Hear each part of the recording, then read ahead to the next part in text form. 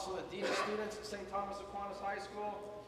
Rob was just awarded the NFL Combine as the 2008 Professional Football Strength and Conditioning Coach of the Year. He does a hell of a job with our kids. He's always finding new things, new ideas. He does a wonderful job. Rob? Thanks, Coach Casulo.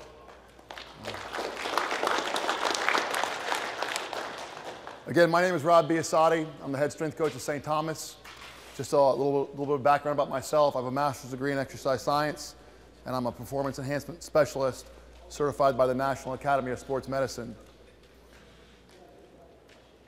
I want to talk about the evolution of St. Thomas's strength and conditioning program. I was hired in 2005 by Coach Smith, and I have to tell you that when he brought me in his office, it's a huge responsibility. And I was just sitting over there thinking about, why did he hire me? I think it was, we didn't have a strength and conditioning program at the time, and we were just trying to get over the hump. So in 2005, he sat there and he basically said, Rob, if you don't get this job done, we're not going to have the kind of success that we want to have. And initially, I got to be honest with you, there's a lot of resistance to what I was bringing to the table. There's a lot of old school mentality in terms of just get big. You see a lot of guys in our weight room sitting on a bench with a dumbbell doing this, doing curls, and so there was some resistance to what I was, where I was coming from. What I decided to do in 2005 with Coach Casulo's help is try to build consensus. Try to build consensus amongst our players, our parents, and the coaching staff. And I got to be honest with you, it was tough. We had a former NFL player who was the father of one of our kids, and 2 days after I was hired, flat out told me, Coach, my son will never train with you. The way I got into this business was I was an assistant varsity basketball coach and the head JV coach. And in 2004, a parent said, Coach, will you train my son to make the varsity basketball team? So I just I got carried away. I got my certified personal trainer deal, went back to school, got a master's. And that's, Coach Smith saw me training in the weight room, and then he decided he would go with me. But 2005 and 2006, I had to build this consensus. In 2007, it just seemed like everything came together for us. Now, you have to understand that the kids, 2005, 2006, those kids had been with me for 2 years, and they were ready to take a leadership position on our football team, and they had seen us lose to Lakeland 3 times. So before the beginning of the off-season conditioning program, we had this thing called Lab Rats. We brought in 12 of our leaders, and we put them through the paces of every single phase of our workout, and we videotaped every single thing. We put everything on videotape. And we adjusted, we took feedback, and we took this Lab Rat program, and we put it on the team when we went into our program, our conditioning program. The other thing that I had been doing is going to different conferences and seminars, and I'm going to tell you guys something right now that's unbelievable, and you'll see it when you watch the video.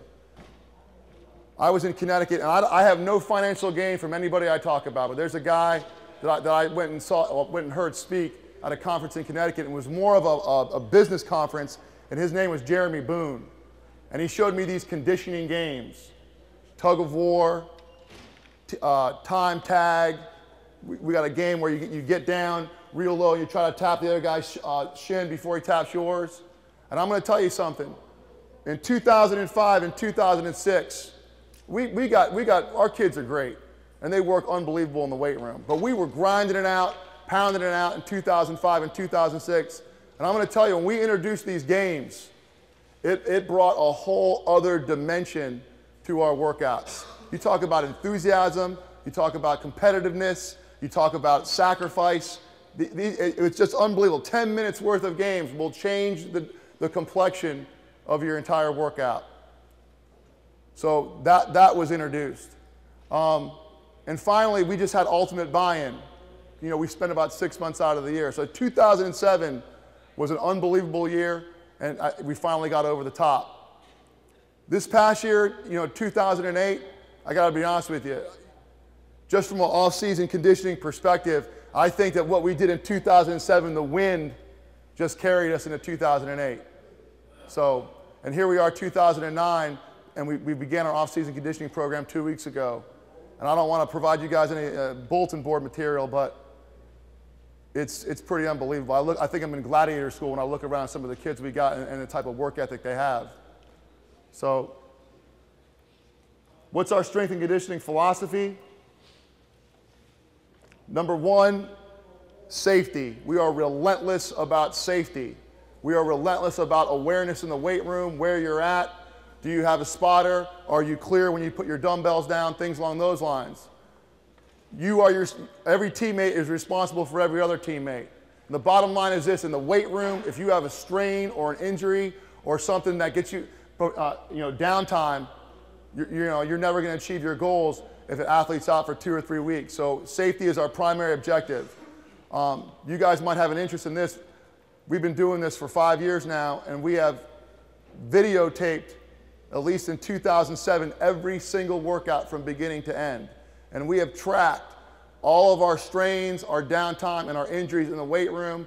And the 3 exercises that produce the most downtime in the weight room is number 1, the squat, 2, the straight-legged deadlift, and 3, the assisted pull-ups. Now listen, I know that squats are the building blocks of what you guys are doing, and the building blocks of what we're doing. But if you brought all 70 of our players in our weight room right now at the beginning of the off-season conditioning and you said, go ahead and squat, 45 or 50 of them would be squatting incorrectly. And so if you're not on top of that, what you're going to have is they're going to load up too much. They're not going to have the proper form. And the bottom line is this: if it doesn't look right, it's not right. So what we do is we have one coach, and this year it's Coach Sam Marano. He'll be by our squat racks. And what he'll do is, if a guy's not squatting the right way, we just keep on taking off the plates. Just keep on taking off the load. We'll have guys get down to just doing form squats, and they are not allowed to load up until they can squat proficiently and technically correct. So that was important to us. The straight-legged deadlift, we think it's an important lift. It works that back chain. It works your hamstrings, your glutes, and your lower back in an integrated fashion.